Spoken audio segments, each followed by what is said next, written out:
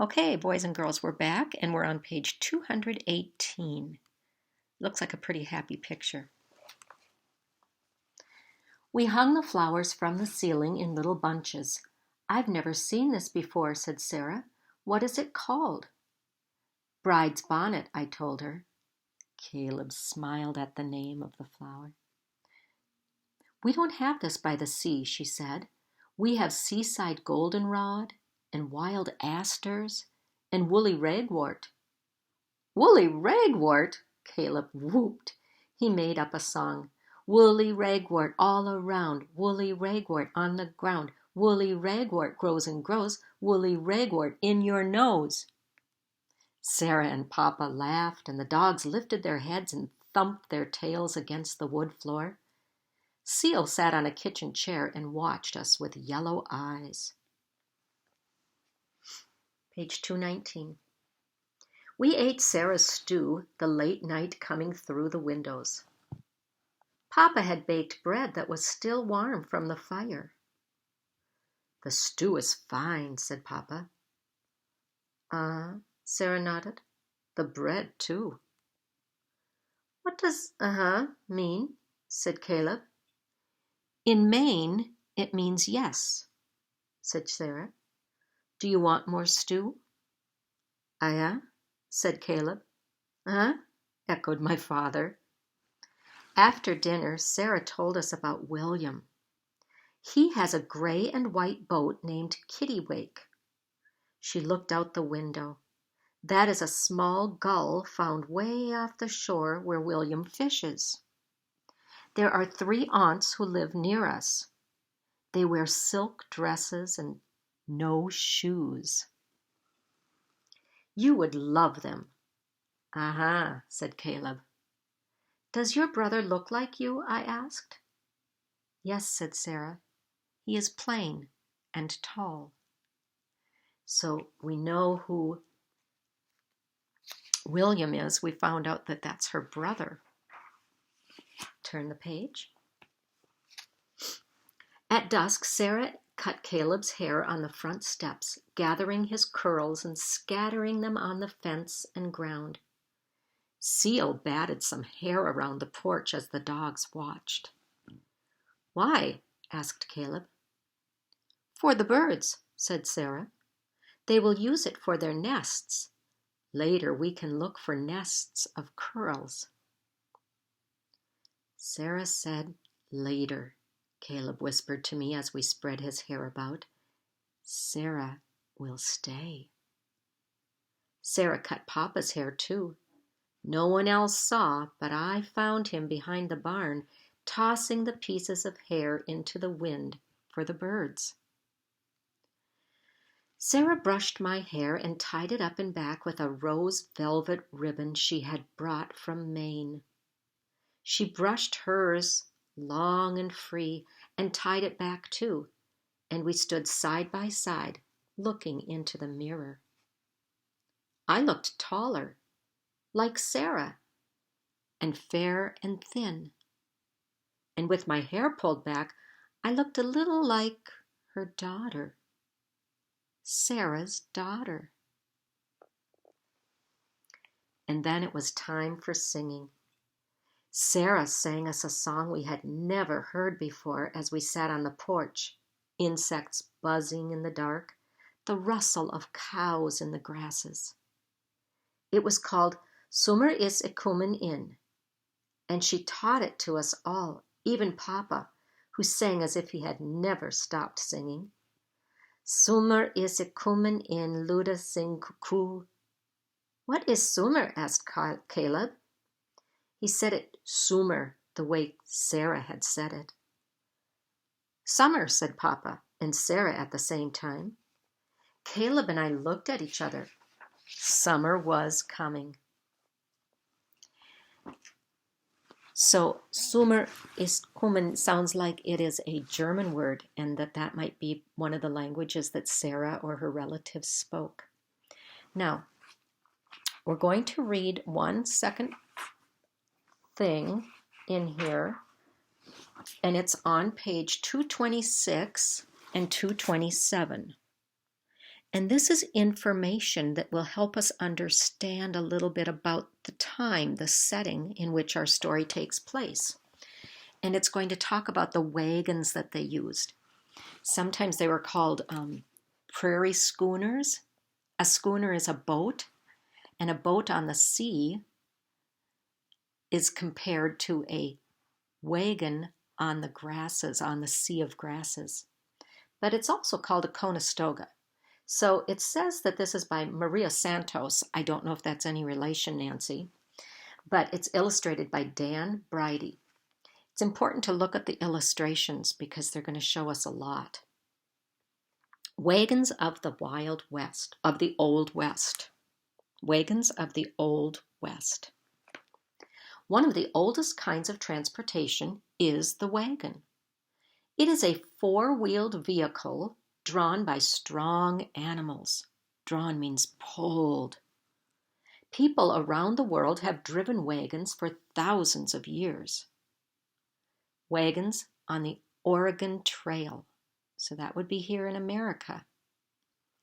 In the United States, wagons made history between the 1830s and the 1860s, over 100 years ago. During this time, thousands of pioneers traveled westward. They went west toward California. Some went as far as Oregon, but others settled in many places along the way. Look inside this wagon. Look in your book. You can see that they had a little stove to keep them warm, a lantern for light. There's a chair to sit on. Barrels were very important, and so were trunks. They carried food and clothing and equipment. It was important to have things like a hatchet to cut down trees. And it looks like they brought a beloved grandfather clock. There's a pan for cooking, I see. There's a rifle up by the seat and a bucket. That would be really important for fetching water. Go on to page 227. The pioneers journeyed for up to 6 months to reach the west coast. 6 months. It would take us a few days when we ride in a car. A couple of days. Plane, we would do that in hours. Took them 6 months. They had to pack a lot of food and supplies for the trip. Families packed some of their furniture too. To protect their possessions, the things they owned, and their supplies from the sun and the rain, they used covered wagons. So in the illustration we see this is a cover. It was made out of a heavy fabric we might call canvas today, woven from cotton. And we see the bows are the pieces of wood that give it its shape, help to support the top of that cover and hold it up. This is the wagon bed. Everything was inside the wagon bed, and sometimes people rode inside the wagon bed. And look at iron-covered tires. The tires were made of wood, and the wood could dry out and crack and break, but to keep them stronger, they covered them with iron. The jockey box, right here, it says the jockey box carried tools that travelers needed to keep nearby in case their wheels broke, in case one of these axles, remember the wheel and axle from science? One of the axles might break. They needed to be able to repair things. Back east, there was an enormous wagon known as the Conestoga wagon. Its rear wheels, the back wheels, were as tall as a man. The top rose to more than 11 feet above the ground. The back and front of the wagon bed were sloped upward so that cargo would not tip out when traveling across the mountain. So it was kind of tipped upward in the front and the back so things wouldn't fall out when they were going uphill or downhill. This is called a prairie schooner. It's not as big as a Conestoga. People liked the design of the Conestoga, but these wagons were too heavy for the long journey west. They needed as many as 6 or 8 horses to pull them. Sometimes they were pulled by oxen also, which are big, strong animals. The wagons would have to travel over very rough land because there were no roads yet. There were no roads paved, so they had to travel over the dirt and the rocks and the hills. Sometimes it would get muddy. Sometimes they'd be climbing up mountains with rocks. So because those were so big, a smaller wagon was built with high, sloped ends to keep its cargo from spilling out. It also had a white canvas cover to protect all the cargo from sun and rain. Traveling in groups or trains, wagon trains, across the flat land of the prairies with their white tops, the wagons sometimes looked like ships. People soon called them prairie schooners, as a schooner was a type of ship with white sails. So this is like a boat, but it's on wheels. And instead of traveling over the water, it's traveling over the prairie.